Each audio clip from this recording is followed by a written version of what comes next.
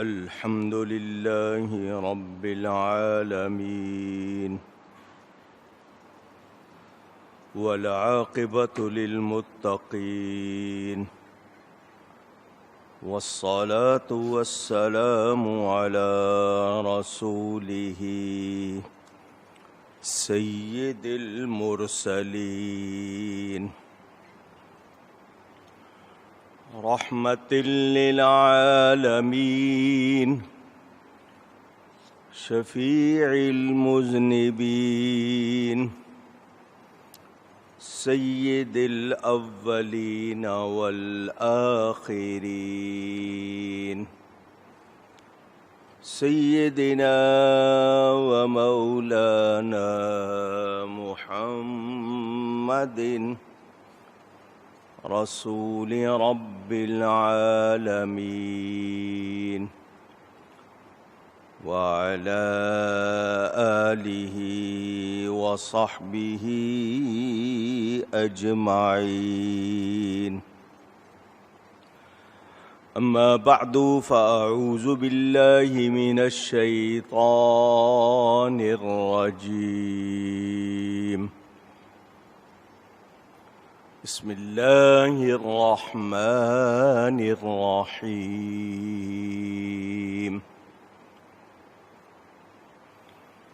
سبحان الذي أسرى بعبده ليلا من المسجد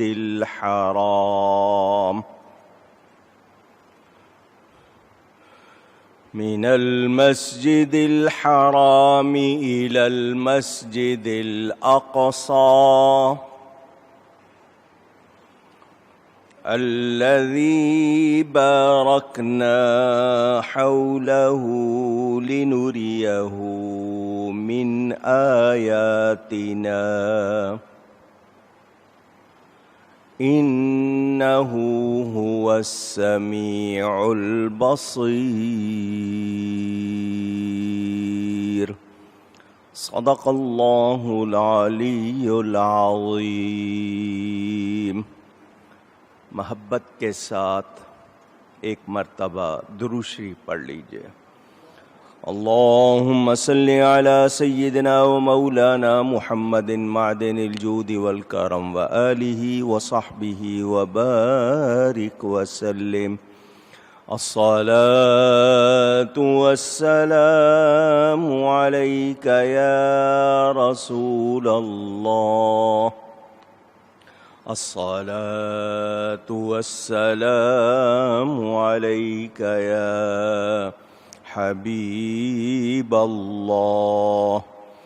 الصلاة والسلام عليك يا رحمة للعالمين وعلى آلك وأصحابك يا شفیع المذنبین.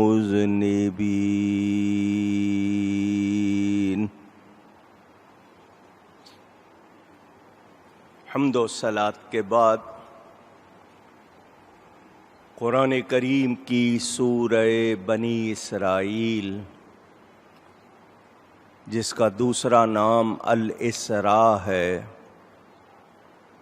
اس کی پہلی آیت آپ کے سامنے تلاوت کی ہے.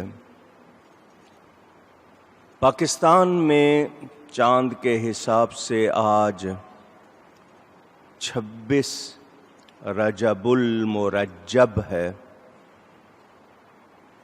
اور روایات کے مطابق 27ویں شب جو رات آئے گی، سورج غروب ہونے کے بعد جو رات شروع ہوگی وہ 27ویں شب ہوگی. اسلام میں رات پہلے ہے، دن بعد میں ہے. اس میں میرے پیارے نبی پاک صلی اللہ علیہ وآلہ وسلم کو اللہ تعالی نے اپنے قرب خاص میں بلایا اور اپنا دیدار عطا کیا۔ اہل ایمان اس کی یاد میں جشن معراج النبی صلی اللہ علیہ وسلم مناتے ہیں۔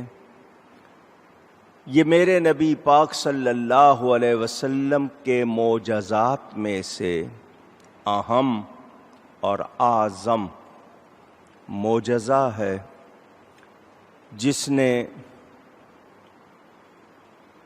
بہت زیادہ متاثر کیا۔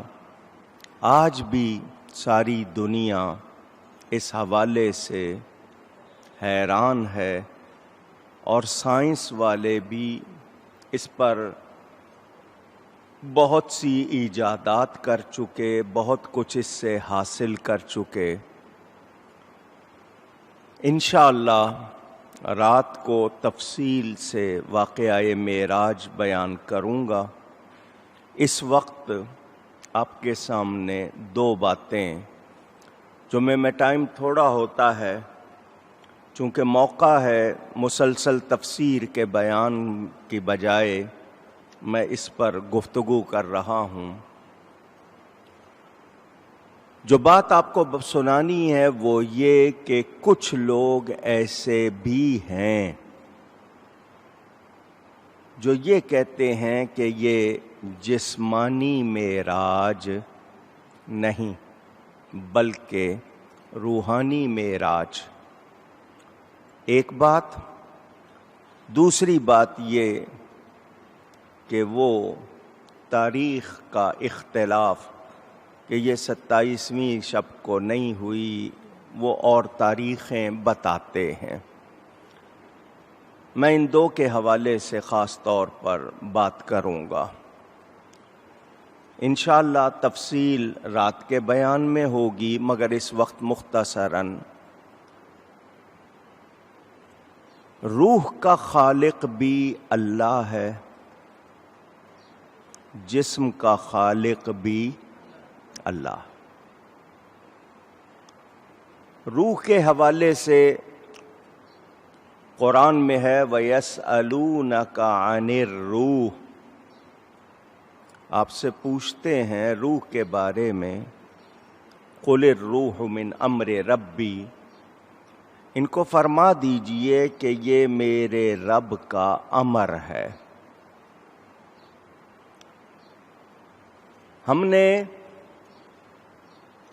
جتنا پڑھا ہے سنا ہے اس کے مطابق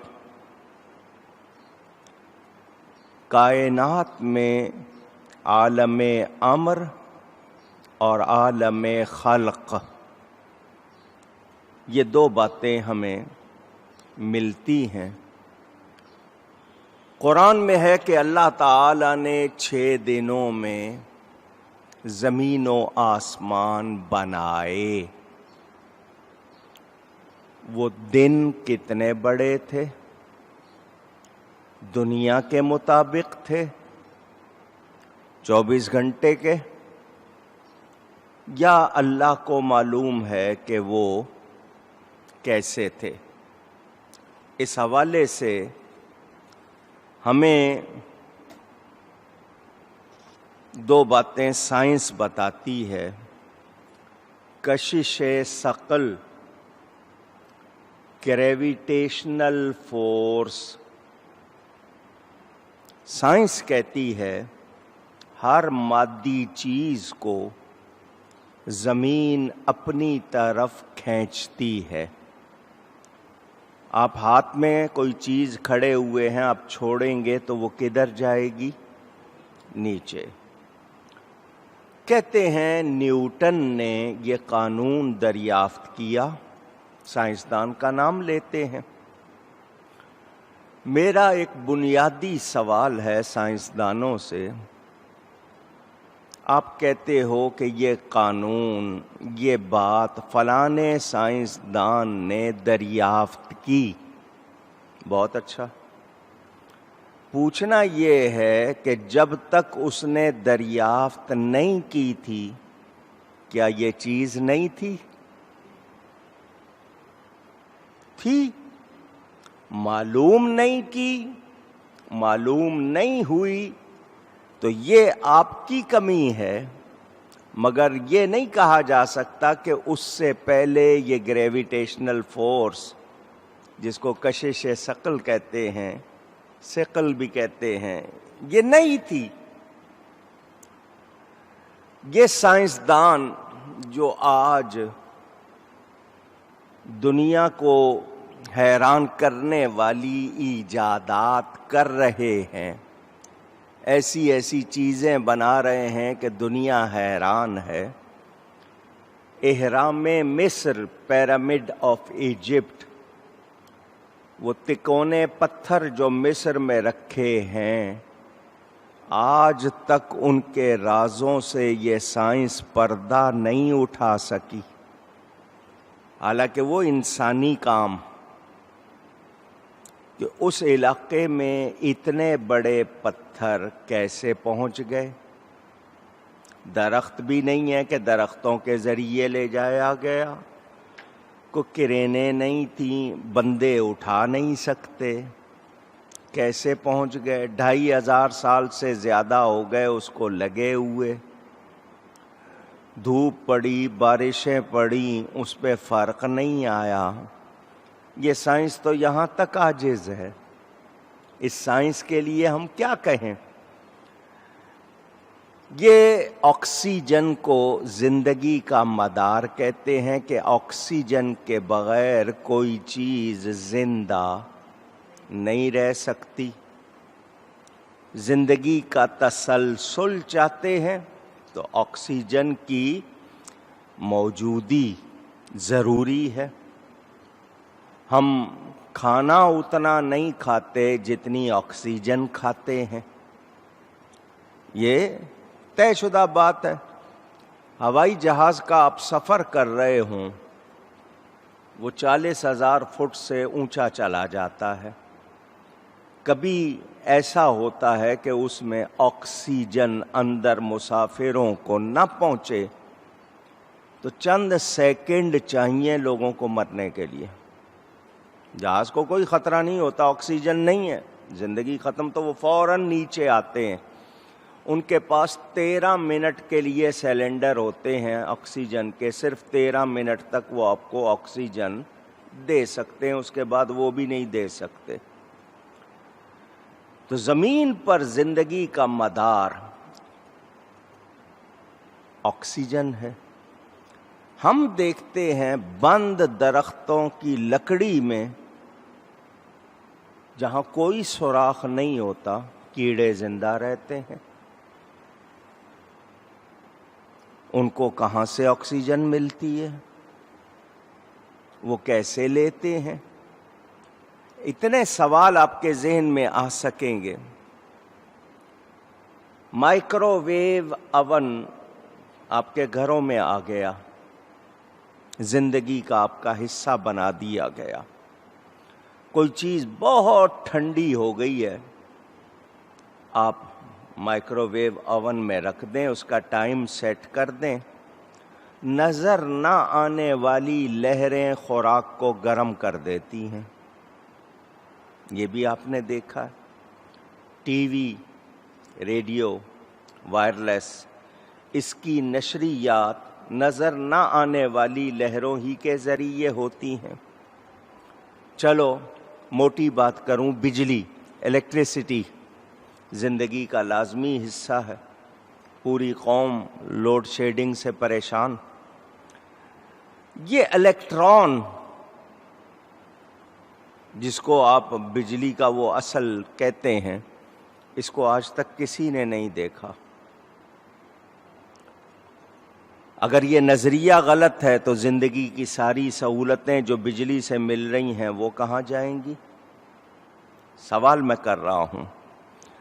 تو سائنس کے نظریات مطلق کو ایبسولوٹ کہتے ہیں، اضافی ہوں، ریلیٹیو، ان میں رد و بدل ہوتا رہتا ہے۔ ایک سائنسدان دوسرے سائنسدان کے حوالے سے منہ شگافیاں ایسے ایسے انکشاف کرتے ہیں، یہ ہے، یہ ہے، یہ ہے، عام آدمی کی عقل ہی وہاں تک نہیں جاتی۔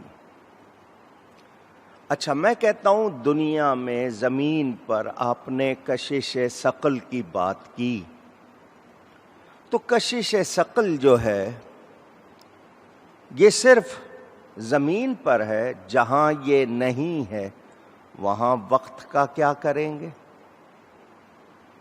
وہاں وقت کو آپ کیسے ناپیں گے؟